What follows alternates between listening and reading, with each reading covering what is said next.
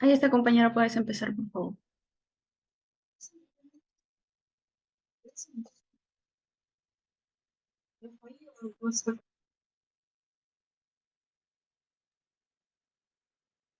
¿Ya empiezo, compañera? Sí, por favor, yo. Listo. Muy buenas noches con todos distinguidos presentes. Mi nombre es Richard Laura Navarro y seré el encargado de llevar a cabo el inicio de la presentación del webinar. Este evento será llevado a cabo por estudiantes del curso de Filosofía de la Universidad César Vallejo de la sede de ATE. El tema que nos ha tocado presentar en esta oportunidad es la ética profesional y la lucha contra la corrupción en el Poder Judicial. Entre los integrantes que hicieron posible este evento están los estudiantes Guaringa Robles Manuel Ángel, Casimiro Ferrer Cindia Esperanza, Calixto Girón Pamela Ruth y el que habla Laura Navarro Richard Alexis. Como encargado del curso de filosofía tenemos al docente Pedro Antonio González Olivera. A continuación, a manera de preámbulo, veremos un video que trata sobre la corrupción en el Poder Judicial para que tengan una idea de la importancia de la ética en este órgano jurisdiccional tan desprestigiado en estos tiempos.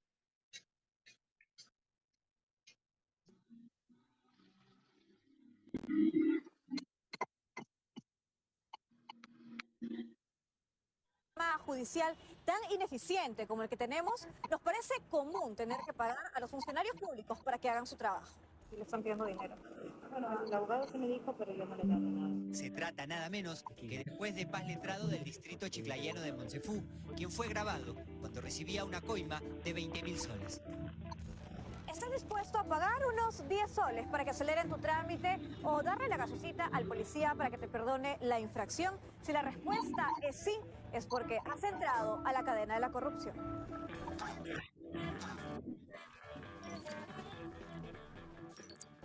En esta estructura, los niveles más altos los ocupan los jueces, pero también los fiscales. Sin embargo, existen muchos más actores que avivan esta cadena. Por ejemplo, en una situación cotidiana nos encontramos con la Policía Nacional, la institución que se encarga de protegernos, pero que en muchas oportunidades nos enfrentan ya al primer escalón de corrupción sistemática. Y esto no lo digo yo. Ciudadano común y corriente es víctima de todo un sistema de corrupción en que sale perjudicado. Hemos visto cómo se han puesto al descubierto el tráfico de sentencias y hay, yo digo, un círculo vicioso que no ha sido visto o que siéndolo no ha querido ser solucionado. Algunos malos policías que dicen, ¿cómo quieres el atestado? ¿Blanco, plomo o gris? ¿Qué significa el blanco? Sales limpio de polipaja. ¿Qué significa plomo? Ya, tu responsabilidad medida. Y si no pagas, sale tu atestado negro. Eres responsable totalmente. Defendí a un abogado y el policía conversa con mi amigo y mi cliente y le dice, con tu abogado no puedo conversar porque es muy verde. No deja ni para el té. Otro de los actores es el abogado defensor. Y quiero remarcar la palabra defensor, porque en algunas oportunidades el abogado se convierte en un intermediario corrupto y en otras se aprovechan y nos estafan. La situación es la siguiente. El abogado le dice, voy a conseguir una sentencia a tu favor. Te voy a conseguir tu libertad. Pero ¿sabes qué? El juez está pidiendo 10.000 dólares. El gigante saca, las familiares sacan dinero donde no tienen y le dan los 10.000 dólares. En muchos casos la libertad procede, pero esa plata nunca llegó al destino del juez. O en algunos casos no obtienen lo que habían ofrecido. Le dice, bueno, doctor, devuélvame pues mi plata. Mira, yo le di, pero como el juez no da recibos, no tengo cómo reclamar.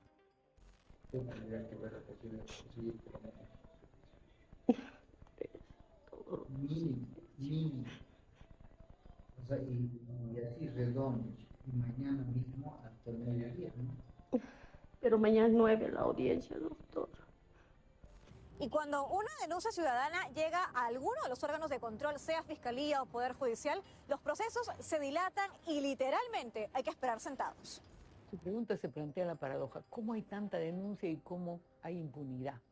Les digo por qué, porque justamente esa visión formalista funciona pues en los órganos de control. Yo usted, el juez, ¿no? que se sabe que ha prevaricado en las esferas inferiores porque le han regalado un pasaje a Centroamérica, ¿no es cierto? La denuncia. Bueno, yo puedo hacer mi descargo, alargar el proceso, seguir alargando. Y hay dos instituciones que desde la Seriajus ya estaban caracterizadas como necesarias de revisar, que son la prescripción y la caducidad. El tema de prescripción y caducidad es mataprocesos de control del Poder Judicial. Hay una especie de alianza ideológica, sistémica, una percepción de autoridad. Es posible que haya un grupo o algunos funcionarios de niveles bajos o intermedios que soliciten pago de lo que vulgarmente se llama coimas y que el jefe, juez o fiscal no se entere, pero que se debe a la misma organización. El fiscal o el juez deben estar atentos a lo que ocurre en su despacho para evitar este tipo de cosas. Ahora, ¿se ha puesto a pensar usted cuánto es el mínimo que podría gastarse en coimas? Si sumamos unos 100 soles en la vía policial, más... ¿Cuánto le sacan los abogados? 700. Después unos 1000 soles por pagos auxiliares y otros. Y finalmente unos 2200 por pagos a autoridades de rango mayor. Esto nos da una suma de 4200 solo en coimas. A veces venden hasta lo que no tienen.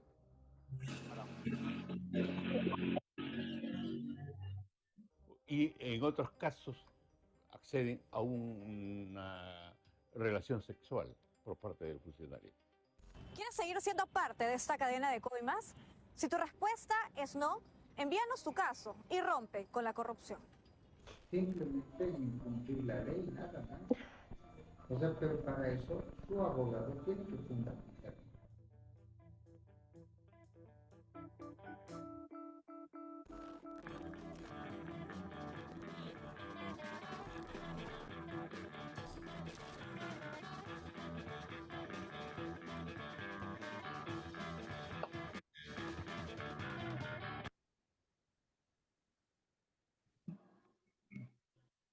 Bueno, a continuación le daré el pase a mi compañero Manuel para que presente al especialista.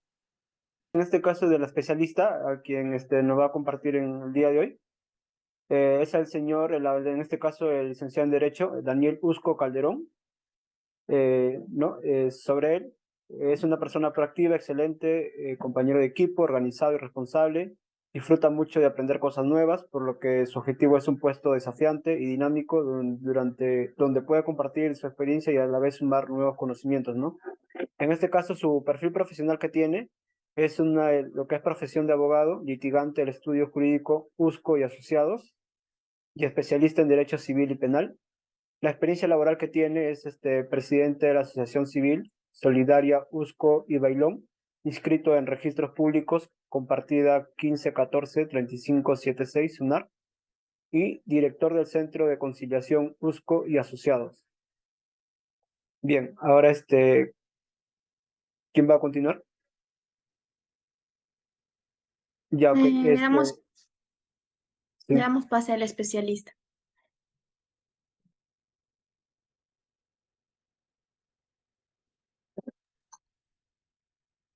Hola, ¿me escuchan?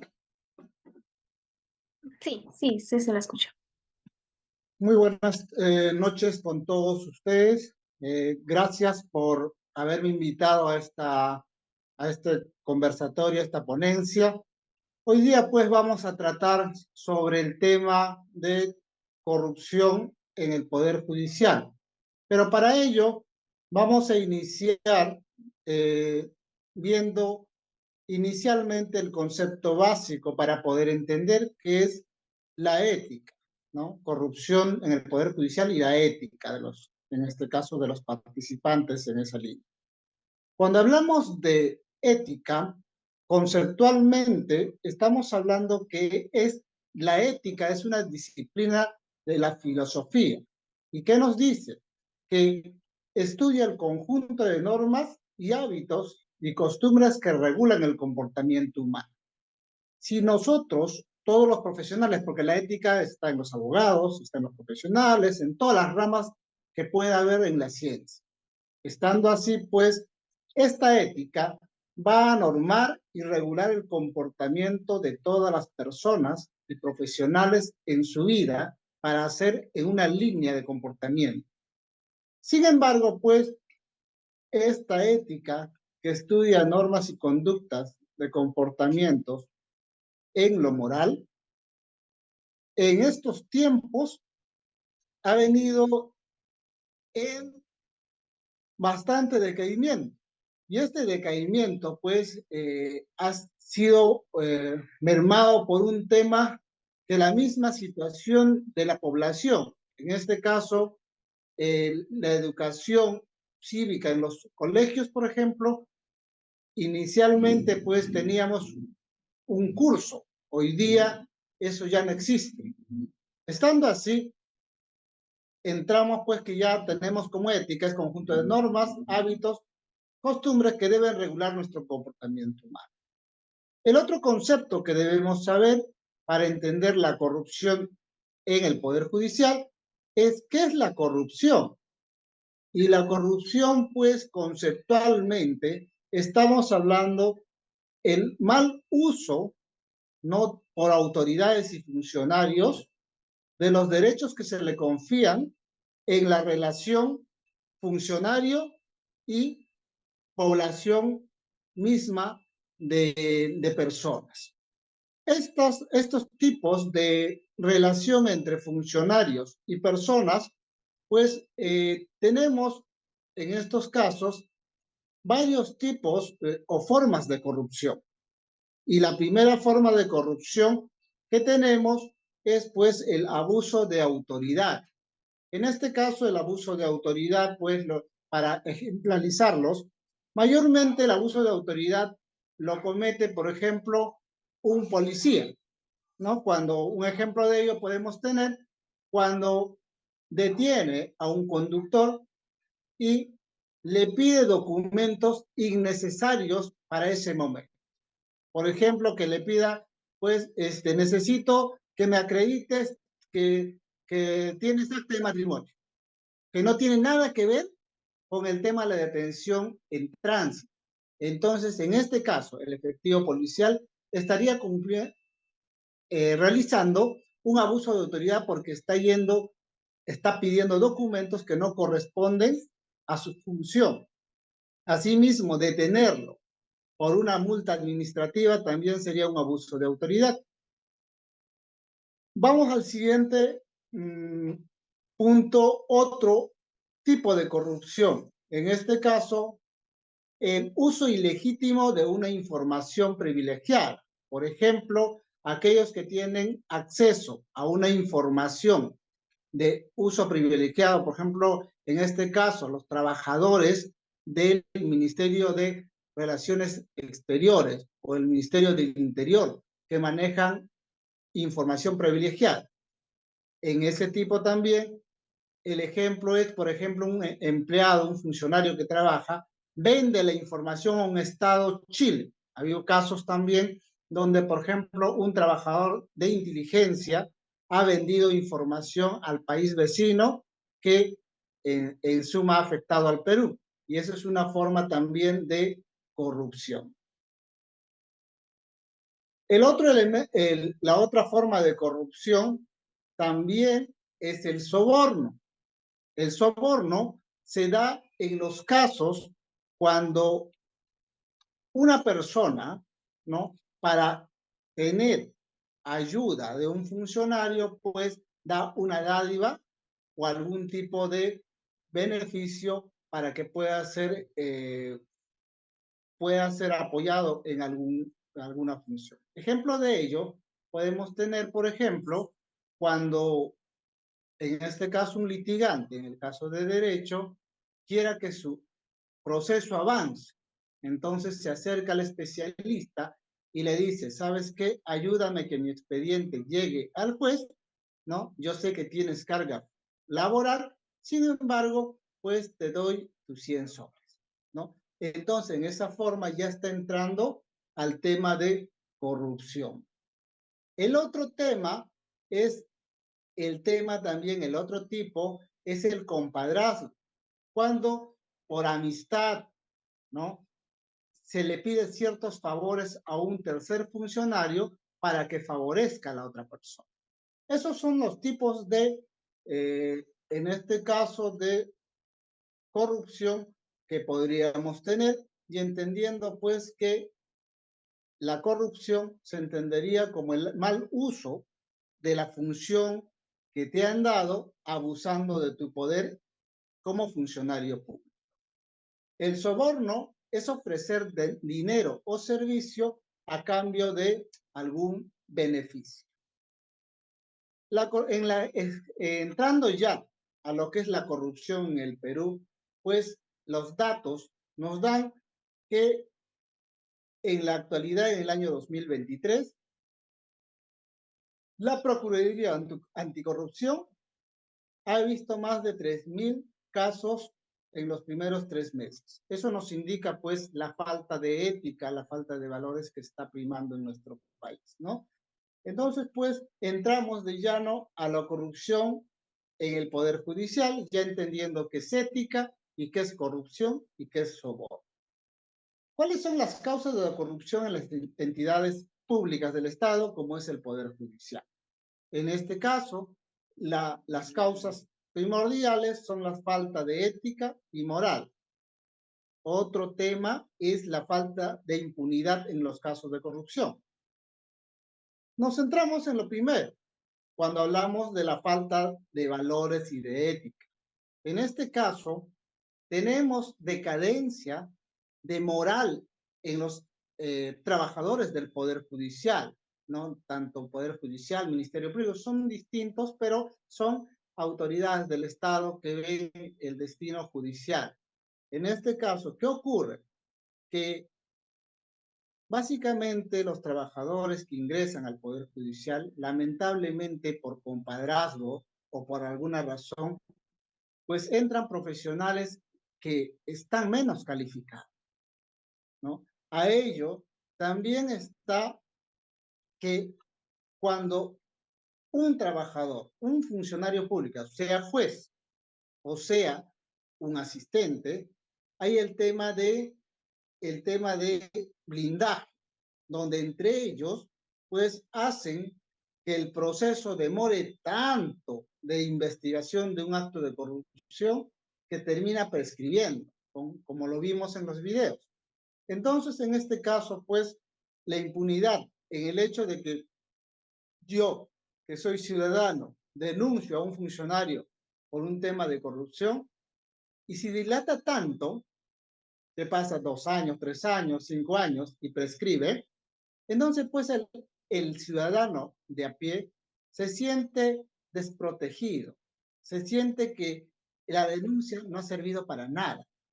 Y en esa situación es lo que vienen las consecuencias del acto de corrupción en el Poder Judicial, en la falta de ética en el Poder Judicial. ¿Cuáles son las consecuencias?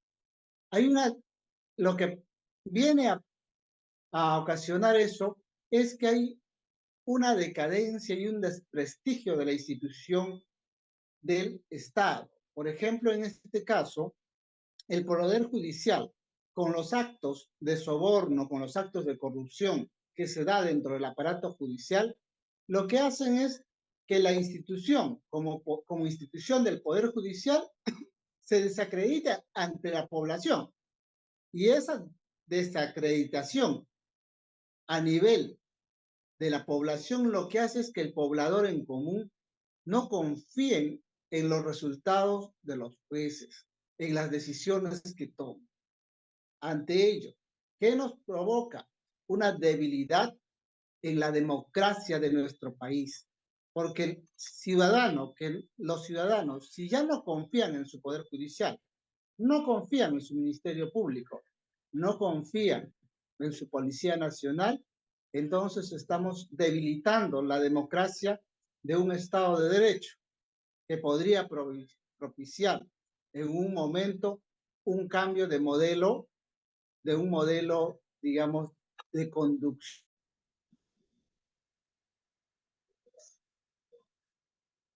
Ya, ahora sí. Listo. Bueno, continuamos con la exposición. En este caso, pues, estamos viendo ya la corrupción y la ética en el Poder Judicial. Estando así, pues, lo que nosotros vamos a entallar es propiamente, en este caso, los perjuicios que trae las consecuencias que trae la corrupción. La corrupción en sí nos trae que desacreditan lo que es las instituciones públicas del Estado. En este caso, el Poder Judicial, la falta de moral y ética hace que se desacredite. ¿Qué significa? Que la población propiamente ya no confía en el Poder Judicial. Si esto ocurre con todas las instituciones del Estado, como son Policía Nacional, Ministerio Público y Poder Judicial, estamos debilitando lo que es la democracia propiamente del país.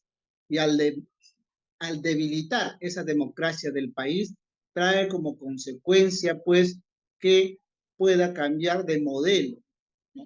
Entendemos, pues, que en nuestro país y en el mundo rigen diferentes modelos y lamentablemente cuando hablamos de cambio de modelo, podríamos dar pie a que se abra un tema de inclinamiento a un tema social o un tema de revolución social que no queremos en el país porque eso lo que trae es crisis económica. Estando así, pues, tenemos básicamente que el tema de la falta de ética en el país se debe mayormente a la falta de valores en los trabajadores del Poder Judicial. Ahora vemos, pues, que en este enlace de corrupción en el Poder Judicial también enlazan los abogados. Los abogados, ¿por qué? Porque siempre hay una relación de trabajo entre funcionarios públicos y los litigantes. Necesariamente son asesorados por abogados. Y ciertamente, pues, viendo mi propia carrera, que es el derecho, al cual me apasiona bastante, sin embargo, es de conocimiento público también que la carrera del derecho está desacreditado en gran parte de la población. ¿Por qué? Porque básicamente muchos abogados hacen mal uso de su trabajo porque le falta ética profesional. Entonces, ¿por qué le falta ética profesional? Porque básicamente no utilizan su conocimiento que tienen, sino utilizan el compadrazgo, el favor, el dinero, ¿no? Para poder llegar al funcionario público. Y esto también se da por la misma burocracia que existe en el Poder Judicial para resolver un caso. Estando así, pues, ustedes que son estudiantes tienen que tener en cuenta que cuando inician su carrera profesional se van a tocar con un montón de obstáculos y un montón de cruces entre su valor ético y su labor profesional. Me decía un profesor cuando estudiaba en la universidad que cuando nosotros entremos a trabajar a una entidad pública tenemos que tener bajo el brazo nuestro currículum y otro nuestra carta de renuncia. Cuando veamos algo que va contra nuestros principios, nuestra ética, lo ideal para un profesional que se considera profesional en la carrera que elija es renunciar cuando va en contra de su ética. Muchas gracias. Hemos tocado básicamente lo que es corrupción y ética en el Poder Judicial. Estoy agradecido por la invitación que me han hecho. Estoy a la espera de sus preguntas. Muchas gracias, doctor, por su tan interesante exposición, que es muy importante, ¿no? Como usted dice, la corrupción y la falta de ética es lo que debilita la democracia en nuestro país, ¿no? Y no nos permite avanzar. Me gustaría hacerle algunas preguntas. en su campo laboral y profesional, ¿cuáles son los casos que usted más ve de falta de ética y corrupción en casos judiciales, ¿no? Por ejemplo. Ya. A su pregunta, en el caso mío, como el presentador muy amablemente ha mencionado, mi labor es como litigante en el tema civil y penal. Y en ese ámbito, pues, como litigante, nosotros nos enfrentamos en dos situaciones donde tenemos que luchar con nuestra ética.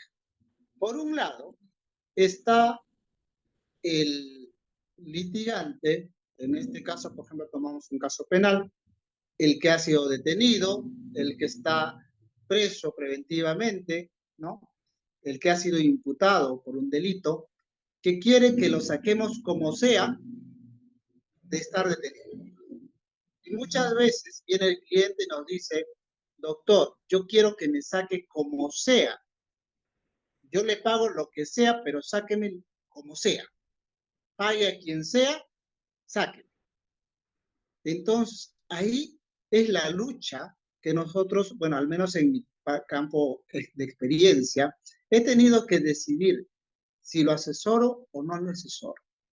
Y yo propiamente, yo tengo la carrera porque a mí me gusta y es mi vocación. Entonces al cliente le tengo que decir que no puede ser así. Nosotros tenemos que ver conforme a derecho, ¿no? El otro ejemplo que podemos tener en este caso es, pues, que muchas veces viene un cliente y te dice, doctor, ¿cuánto me va a cobrar? ¿Usted me promete que va a salir todo a mi favor? Entonces, abogado que se respeta nunca puede prometer a un cliente un resultado, porque el resultado no está en nuestras manos. Nosotros, desde el lado del litigante, aportamos elementos de prueba, ya sea al Ministerio Público o al Poder Judicial, ¿no? Que den credibilidad bien para reducirle la pena o bien para su absolución del, digamos, investigado en un delito. Mientras el Ministerio Público pues pondrá los elementos de prueba necesarios para imputar el delito. Sin embargo, no tenemos en la mano el resultado, pero muchos abogados le prometen al litigante un resultado y eso está mal, ¿no? ¿Por qué? Porque muchas veces el litigante, el imputado, quiere escuchar que va a ser liberado, pero un abogado es como un médico. El médico cuando ingresa a digamos, una operación, le hace firmar un consentimiento informado de que en el proceso, si bien es cierto, han hecho un chequeo, pero en el proceso puede morir. Igual el abogado no tiene la decisión, el resultado. El juez es el que el resuelve al final, ¿no? Entonces, ese es uno de los medios donde el mismo cliente trata de inducirte a que tú rompas tu ética y te corrompas. Por otro lado, es la misma burocracia del Poder Judicial, porque como abogados nosotros nos vemos en que los procesos deben avanzar, porque las normas pues dicen 15 días, 20 días, ¿no? Hay plazos que nunca se cumplen. Entonces nosotros tenemos que ir a impulsar. En ese ámbito nos encontramos con un secretario en el juzgado, con un especialista en el juzgado, donde pone barreras burocráticas, donde incluso para leer una lectura de expediente, que la norma no establece una hora ni fecha, te dicen que lo tienen que programar. Y si no conoces, si eres un abogado que no conoces de derecho, no simplemente pides favores, para que avance tendrás que darle algo. Y ahí empieza la corrupción. Sin embargo, abogados que conocemos del derecho, pues tenemos que exigir que no existe norma. La norma dice que el expediente está para lectura de los abogados de 8 de la mañana hasta las 4 de la tarde. Exigimos nuestro derecho y nos las dan. Pero si todos hiciéramos eso, cambiaría la situación. Sin embargo, pues la mayoría, un grupo grande de abogados, prefiere darle su sencillo, coloquialmente como se habla, al especialista para que le haga el favor. Esos serían los dos vertientes que hemos visto en nuestro campo de experiencia. Muchas gracias, doctor, por su respuesta. Y una última pregunta. ¿Qué recomendaciones nos brindaría usted a nosotros, ¿no? Como estudiantes? Somos de diferentes escuelas, pero de manera general, ¿qué recomendaciones nos brindaría usted para tener una buena ética profesional y así luchar contra la corrupción, ¿no? La recomendación que les daría a ustedes que son estudiantes y próximos a salir a la vida profesional en la carrera que estén yendo, siempre tengan en cuenta dos cosas. Vuelvo a repetir lo que mi maestro de Derecho Administrativo me decía. Siempre cuando ustedes vayan a un trabajo, tengan dos cosas. Su currículum en la mano y su carta de renuncia en la mano.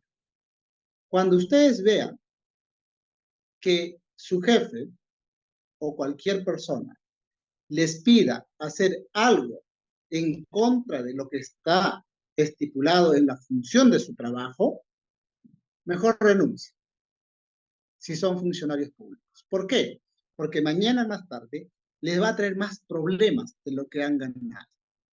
Entonces, siempre en las instituciones, si es que en un momento van a trabajar, ríjanse por los valores que le han enseñado sus padres, por los valores que han tenido desde casa, porque ese es nuestro directriz para decidir entre lo bueno y lo malo, porque ya uno cuando ya enrumbó, la base fundamental es lo que te enseñaron en casa.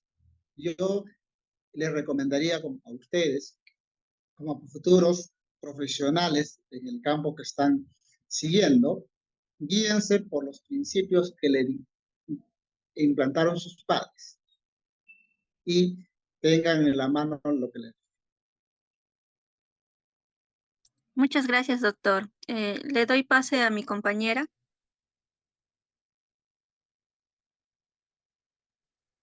Buenas noches. Yo a continuación les voy a brindar lo que es el impacto del evento hacia nosotros, los organizadores.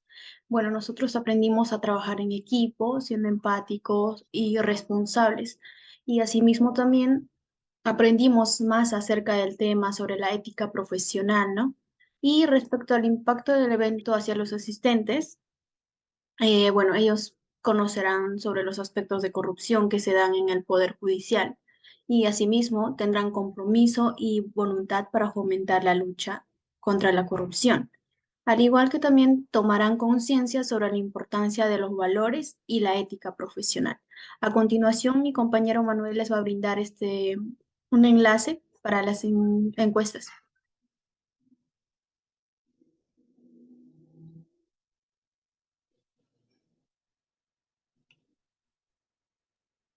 Sí, lo voy a compartir por el chat del Zoom para que puedan registrarlo, todos los que están presentes.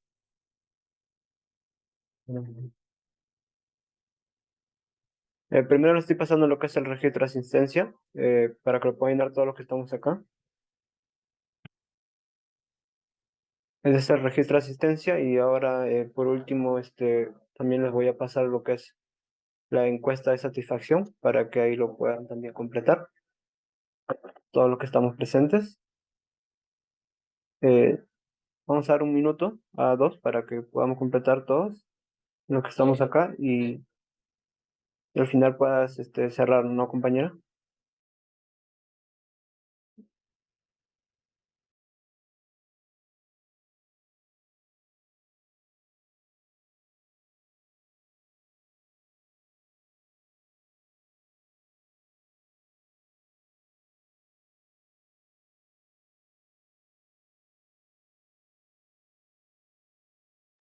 Compañero Alexi, ¿podría brindar el cierre, por favor?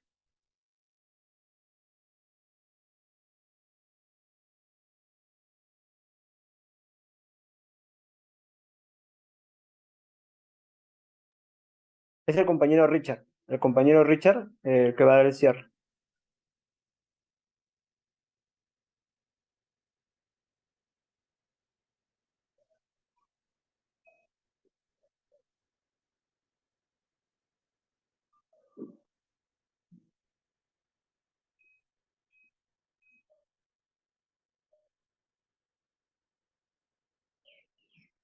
Compañero Richard, ¿estás?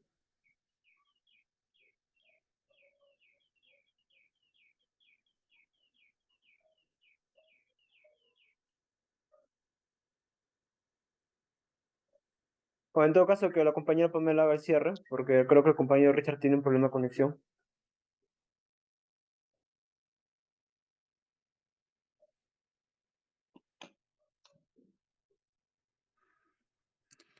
Bueno, doctor, primeramente agradecerle por su interesante ponencia, agradecer también a los asistentes y espero que ello haya sido provechoso, ¿no? Este tema tan importante para el desarrollo de nuestro país, ¿no? Muchas gracias con todos los asistentes, licenciados. Gracias.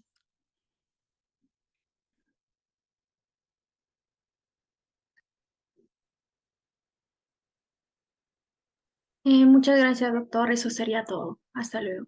Bien, muchas gracias también por la invitación y hasta luego.